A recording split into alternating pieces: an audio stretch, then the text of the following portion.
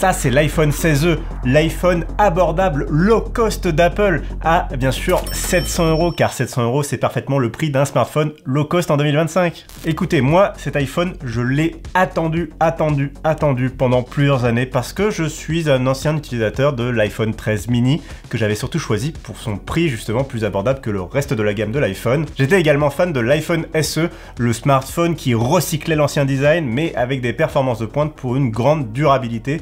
Et la durabilité dans un smartphone, c'est vraiment mon critère numéro 1. Bref, au fil des rumeurs, moi j'attendais beaucoup l'iPhone SE nouvelle génération. Bon, finalement, l'iPhone SE, il est mis de côté. C'est l'iPhone 16e pour nouveau membre de la famille de l'iPhone 16. Sans doute pour expliquer aussi son prix douillet de 719 € qui représente quand même une belle augmentation par rapport à ce que proposait l'iPhone SE auparavant. C'est donc désormais le choix le plus abordable dans la gamme iPhone d'Apple puisqu'il remplace complètement l'iPhone SE qui a été définitivement remisé. Pour autant et malgré le changement de nom, cet iPhone 16e, il faut bien comprendre qu'il conserve exactement le même ADN que l'iPhone SE. On retrouve un vieux design, ici plutôt le design de l'iPhone 14 avec l'encoche assez large à l'avant, mais un design quand même relativement moderne, hein. On a un écran borderless, OLED, un dos en verre, un châssis en aluminium sur les tranches et un port USB-C bien sûr pour être conforme à l'Union européenne. Autre élément de l'ADN iPhone SE, c'est la présence d'une puce Apple A18, c'est-à-dire le dernier cri de ce que peut proposer Apple. Bon, évidemment, il y a plus haut de gamme dans l'iPhone 16 Pro avec des A18 Bionic Pro qui auraient rajouté des cœurs de GPU et compagnie, mais l'idée là, c'est vraiment qu'on a une puce de dernière génération, donc avec une finesse de gravure minimale pour vraiment consommer le moins possible, et également des performances de haute volée qui vont permettre à cet iPhone, a priori, d'avoir une très bonne longévité, beaucoup de mises à jour dans les années à venir avec iOS. Cet iPhone 16e, comme je l'ai dit, je l'attendais fermement, mais c'est aussi un vrai dilemme pour moi qui suis journaliste tech. Parce que je suis habitué à tester beaucoup de smartphones, des smartphones haut de gamme, je suis également très technophile, donc je regarde un peu les dernières nouveautés, alors forcément pour moi, chaque compromis, il me reste un peu en travers de la gorge. Mais cet iPhone, il s'adresse pas à des grands technophiles, il s'adresse vraiment à monsieur et madame tout le monde, au plus large public possible, qui veut un smartphone le plus simple possible à utiliser. Et c'est donc cette casquette-là qu'il va falloir enfiler pour vraiment évaluer ce que propose cet iPhone 16e. Est-ce que, par exemple, un simple écran OLED à 60 Hz, c'est un problème en 2025 alors que toute la concurrence est passée à 90 ou 120 Hz, surtout sur cette gamme de prix? Eh bien ma réponse, ça va être oui et non. Alors oui, c'est un excellent écran OLED, hein, pour regarder du Netflix, pour regarder du Disney+, vous allez profiter du HDR, de la colorimétrie extrêmement bien calibrée en usine de la part d'Apple, donc de ce côté-là, le cahier des charges, il est pleinement rempli, on a un écran de qualité. Mais la limitation à 60 Hz, ça veut dire deux choses. Ça veut dire une baisse légère de l'autonomie par rapport à ce que aurait pu proposer cet iPhone 16e avec un écran plus moderne équipé d'une dalle LTPO, c'est les dalles qui permettent de faire moduler la fréquence d'affichage pour que, en gros, quand il soit en veille, il consomme très peu d'énergie. Bah là, du coup, forcément, l'écran il est tout le temps à 60 Hz de façon constante, donc il va consommer toujours un maximum d'énergie, donc forcément ça fait reculer un petit peu l'autonomie. L'autre point, c'est la question de la fluidité. J'ai vraiment pu observer à de nombreuses reprises des ralentissements dans l'interface et j'ai pas vraiment réussi à mettre le doigt sur l'origine de ces ralentissements. Est-ce que c'est un problème de performance? Franchement, avec l'Apple A18, j'ai un peu des doutes. Est-ce que c'est un problème vis-à-vis d'iOS? A priori, l'OS est quand même plutôt bien optimisé. Là aussi, j'ai des doutes. Alors, est-ce que c'est la faute de l'écran 60 Hz? Franchement, je ne sais pas.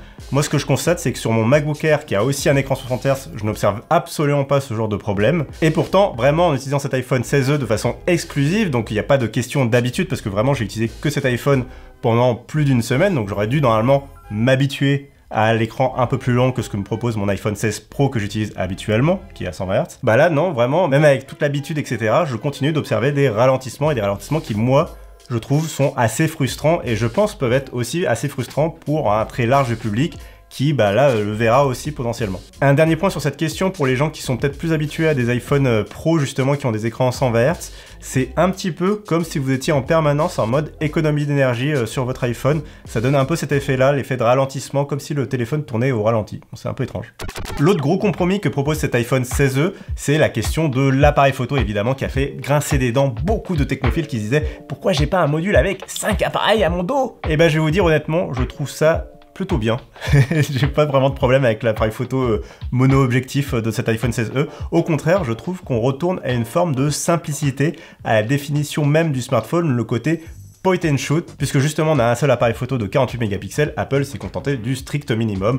On a un mode x1 grand angle qui est le mode classique à 48 mégapixels, et on a un zoom numérique x2 qui va cropper dans l'image dans les 48 mégapixels pour vous obtenir une photo de 12 mégapixels. C'est une technique qu'on connaît depuis très longtemps dans le milieu du smartphone. Ça permet d'avoir un petit zoom sympathique pour vraiment dépanner en cas de besoin, mais dans l'ensemble on a un appareil photo qui est vraiment très simple à utiliser. On sort son téléphone, on déclenche l'appareil photo, on prend la photo, c'est fini. Et pour ce qui est de la qualité des photos prises avec ce téléphone, honnêtement, on est un peu dans les canons de ce que propose Apple depuis plusieurs années avec ses iPhones. On a quelque chose de plutôt précis, avec des couleurs un poil ternes par rapport à ce que proposent d'autres marques comme Samsung dans le domaine de la photo. Mais on a quelque chose de très réussi. Honnêtement, je pense que 99,9% des gens qui achèteront un iPhone 16e seront très satisfaits des photos qu'ils prendront avec ce téléphone. Ils prendront des photos de leurs chats, de leurs enfants, de leurs parents, des paysages en voyage, et ça fera parfaitement le taf. Alors forcément, cet iPhone 16e, il descend en gamme par rapport à un iPhone 16 Pro, il va descendre sur la qualité du capteur principal, mais il va aussi descendre sur la polyvalence photo. On n'aura pas tous les objectifs qui permettent de faire des x5, de partir en ultra grand angle ou ce genre de choses. Mais honnêtement, moi, dans mon usage personnel, qui est un usage très normie de la photo, parce que vraiment, je suis pas un photographe expert, franchement, j'ai pas vu de différence au quotidien avec mon iPhone 16 Pro. Alors peut-être qu'en salon, sur des photos ultra précises où j'ai besoin de faire des réglages, j'aurais pu voir une différence. Mais sur un usage du quotidien, en soirée, en basse lumière, en ville, etc., j'ai pas eu de soucis et je trouve que les photos sont plutôt très réussies. Mais cet iPhone 16e, c'est pas seulement du recyclage d'anciens composants, il y a aussi des vraies innovations technologiques et la plus importante d'entre elles, sans aucun doute, c'est le modem C1. Pour la première fois, Apple intègre son propre modem cellulaire 4G et 5G dans son smartphone. Ils ne font plus du tout appel à Qualcomm, ils maîtrisent de bout en bout la chaîne technologique. Alors ça, c'est une première sur l'iPhone 16e, mais ça aura des répercussions évidemment sur le reste de la gamme de l'iPhone dans les années à venir. Ça va vraiment être très important à suivre. Et on peut déjà dire que ce premier essai, il est très réussi. D'une part, j'ai eu aucun problème pour capter ni la 4G ni la 5G, les débits étaient au rendez-vous et j'ai pu constater avec plaisir que cet iPhone 16e, il captait au moins aussi bien, sinon mieux, que mon iPhone 16 Pro dans des conditions assez pauvres en termes de réseau mobile. L'autre point fort, c'est la question de la consommation. Apple met en avant que grâce à son modem C1 et à d'autres optimisations, cet iPhone 16e va avoir une grande autonomie.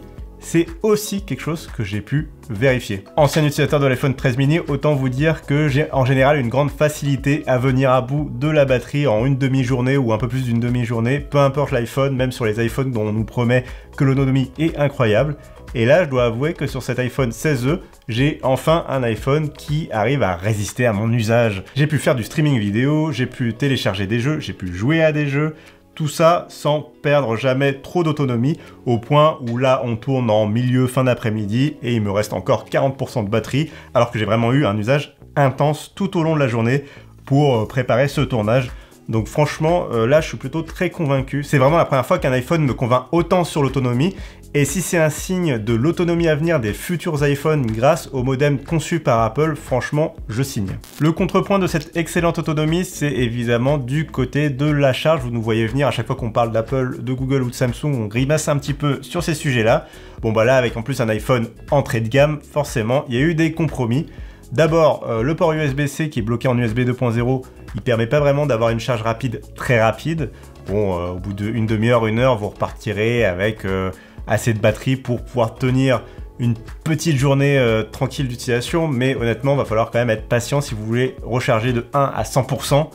Contrairement aux meilleurs smartphones Android ou à l'iPhone Pro, d'autant que du côté de la recharge sans fil, ça fait pas vraiment le job non plus puisqu'on n'a pas de compatibilité avec MagSafe. Alors j'ai vu des tests et des journalistes mentionner des aimants intégrés à l'iPhone. Moi, pour mon chargeur MagSafe que j'ai chez moi qui est vertical, l'iPhone ne tient absolument pas, donc j'ai été obligé de revenir à ce bon vieux câble. Bon bah voilà, c'est un petit détail, mais pareil, ça fait partie des trucs qui font un peu grincer des dents. Autre petite option sur laquelle Apple a fait l'impasse en plus du MagSafe, c'est la question de la localisation précise des AirTags. C'est quelque chose que Apple a intégré à tous ses iPhones depuis plusieurs générations. Eh bien, ils font l'impasse sur cet iPhone 16e. Ça veut dire que vous ne pourrez pas vous amuser à retrouver vos clés ou vos AirPods vraiment au centimètre près en vous localisant comme ça chez vous. C'est beaucoup plus flou en termes de localisation. On imagine que ça permet à Apple d'économiser sur la fabrication du téléphone, mais pour le coup je trouve ça un peu dommage parce que là on parle vraiment d'une fonction très grand public, justement. C'est une fonction qui peut parler à tout le monde parce que très pratique. Et c'est sans doute le meilleur moment pour parler aussi du logiciel, justement, des fonctionnalités, des options proposées à l'utilisateur. Bon bah on retrouve un iOS 18 parfaitement peaufiné qui va vous permettre de customiser l'écran de verrouillage, l'écran d'accueil, les modes concentration, tout ça pour vraiment avoir une expérience sur mesure de votre iPhone. Franchement, aujourd'hui, l'OS de l'iPhone, il est très moderne, il est très agréable à utiliser. Apple a corrigé beaucoup de choses ces dernières années pour le moderniser. Il y a évidemment une autre fonction à l'horizon qui fait beaucoup parler d'elle et qui n'est pas présente d'entrée de jeu sur cet iPhone 16e, c'est Apple Intelligence. Et puisque j'ai pas la bêta d'iOS justement, j'ai pas testé Apple Intelligence en français et honnêtement je pense pas que ce soit un très grand manque. Je trouve que Apple a peut-être eu tort de sauter trop vite dans le wagon de l'IA générative. Si vous êtes un fan de l'IA, franchement il y a Perplexity, il y a ChatGPT, il y a Mistral, toutes ces applications là elles sont présentes dans l'App Store. Bon, il n'y a pas les fonctions pour l'instant intégrées de Apple directement, ça me manque pas, c'est pas un problème. Ou il y a des concurrents qui proposent déjà de l'IA générative sur leur smartphone milieu de gamme, comme chez Samsung par exemple. Est-ce que c'est un vrai gros manque concurrentiel ? Moi je trouve pas. Là où il y a un débat beaucoup plus intéressant sur la concurrence à avoir, c'est la question des mises à jour à la fois logicielles et de sécurité, puisque Apple ne fait aucune promesse sur la durabilité de ses smartphones d'un point de vue logiciel. Alors oui, évidemment, grâce à tout l'historique des iPhones depuis le tout premier, on voit bien que Apple aime proposer de longues années de mises à jour sur l'iPhone, ça fait partie des gros points forts de l'iPhone. Mais en soi, de façon très pratique, Apple ne fait aucune promesse, là où chez Google et chez Samsung, désormais, on fait des promesses noir sur blanc de longues années de mise à jour pour leur smartphone, même sur le milieu de gamme. Bon, une fois qu'on a dit ça, moi, à titre personnel, je fais confiance à Apple pour assurer le support sur le très long terme sur cet iPhone. De toute façon, c'est dans leur intérêt. Donc franchement, voilà, moi je leur fais confiance sur ce point-là, mais c'est que mon avis personnel. Je l'ai mentionné plusieurs fois, cet iPhone 16e intègre la puce Apple A18. Sur le papier, on aurait l'impression que c'est exactement la même puce que sur l'iPhone 16. Or non, Apple a fait des petits compromis, notamment sur le GPU, la puce graphique du téléphone, qui est un petit peu moins véloce que sur l'iPhone 16. Alors on a fait tourner tous les benchmarks habituels, on est allé voir dans des jeux vidéo, etc. Dans les faits, oui, les scores sont moins élevés que ce que propose l'iPhone 16 classique. C'est un peu moins élevé que d'autres smartphones de la même gamme de prix. Mais dans les faits, hormis les quelques ralentissements que j'ai observés dans l'interface, mais dont je ne sais pas s'ils sont dus à l'écran ou au processeur justement, moi dans les faits, j'ai pas eu de problème de performance. C'est-à-dire par exemple dans les jeux ils tournent très bien, ils tournent en 3D, ça fait tout ce qu'on demande, ça fait tourner tous les jeux modernes et de l'App Store qui sont arrivés récemment, même les derniers AAA, les Genshin Impact, les Resident Evil, etc. Tout ça, ça tourne parfaitement. Donc du coup, sur ce point-là, je pense que Apple remplit parfaitement le contrat.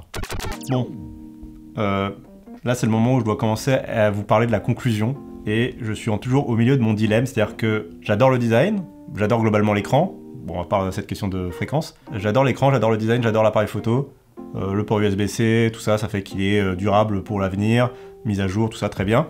Mais 700 € Apple, je peux pas... Je peux pas recommander un smartphone à 700 € alors qu'en face vous avez des OnePlus, des Google Pixel et surtout les Galaxy A de Samsung qui sont à la fois plus performants, meilleurs en photo, qui ont la promesse d'une durabilité étendue, donc il n'y a plus cet argument-là en faveur d'Apple, qui propose de l'IA, qui propose en fait beaucoup plus d'options de base dans le téléphone pour le même prix. Alors pourquoi on recommanderait cet iPhone 16e ? On le recommanderait si vous voulez absolument être dans l'écosystème Apple parce que par exemple c'est un smartphone pour un membre de la famille, que vous voulez être dans l'écosystème avec les options de contrôle parental, de partage d'abonnements, de partage d'applications achetées sur l'App Store, ce genre de choses. Vous allez avoir une raison de prendre cet iPhone 16e. Vous allez peut-être aussi avoir une raison si vous faites de l'IA justement et que vous avez envie de développer des applications. C'est l'iPhone le moins cher au catalogue actuel d'Apple.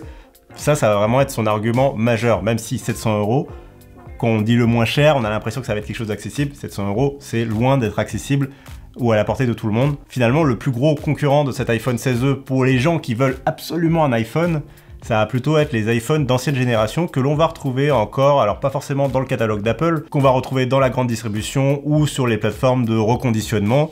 Et là, je me dis, est-ce que à la place de cet iPhone 16e, j'aurais pas plutôt préféré avoir un iPhone 15 par exemple ? C'est une bonne question, c'est une question à laquelle vous allez devoir répondre, je pense, parce qu'il n'y a pas vraiment de bonne réponse. Si c'est exactement au même prix, je pense effectivement que l'iPhone 15 est sans doute un meilleur deal que cet iPhone 16e. Pour autant, je pense qu'il y a beaucoup de monde qui seront aussi séduits par l'idée d'avoir un iPhone neuf, récent au catalogue, qui sera durable, mis à jour pendant longtemps, que vous allez pouvoir retrouver en Apple Store, partir avec, pouvoir mettre un petit Apple Care dessus pour être vraiment safe en cas de perte, etc. Tous ces petits à côté que les gens aiment bien, mais c'est un luxe en fait. C'est ça le problème de cet iPhone 16e, c'est que c'est à la fois le smartphone le plus abordable d'Apple, mais c'est aussi toujours un produit de luxe. Après avoir dit tout ça, vous avez bien compris que j'ai du mal à totalement recommander cet iPhone 16e, et pourtant j'ai quand même vraiment bien aimé mon temps avec cet iPhone. Et je vais vous faire une petite confidence, je pense que si en fin d'année dernière je n'avais pas acheté un iPhone 16 Pro, je pense que j'aurais pu me laisser tenter par cet iPhone 16e pour son prix quand même bien inférieur à l'iPhone 16 Pro, parce que je suis un utilisateur d'iPhone, donc du coup ce que propose Google, Samsung et compagnie, ça m'intéresse moins aujourd'hui, parce que j'ai plutôt envie de rester dans mon écosystème Apple, et j'ai plutôt tendance à aller chercher le moins cher possible. Pour autant, j'aurais quand même vachement grimacé des dents en me disant que quand même, je sais ce que coûte un smartphone aujourd'hui. Ça coûte pas 720 € quoi. Normalement, ça devrait coûter beaucoup moins cher. Mais je pense la même chose des PC de jeu, je pense la même chose des cartes graphiques. Je trouve que la tech est hors de prix en 2025 et finalement, c'est un excellent exemple de cette tendance. Merci d'avoir assisté à tous mes dilemmes en direct. Si vous avez adoré cette vidéo, n'hésitez pas bien sûr à lâcher un petit pouce bleu, à nous suivre partout sur tous les réseaux sociaux et aussi à lâcher un commentaire pour me dire à quel point je suis biaisé en faveur d'Apple ou à quel point je suis un hater qui n'a rien compris à cet iPhone 16e.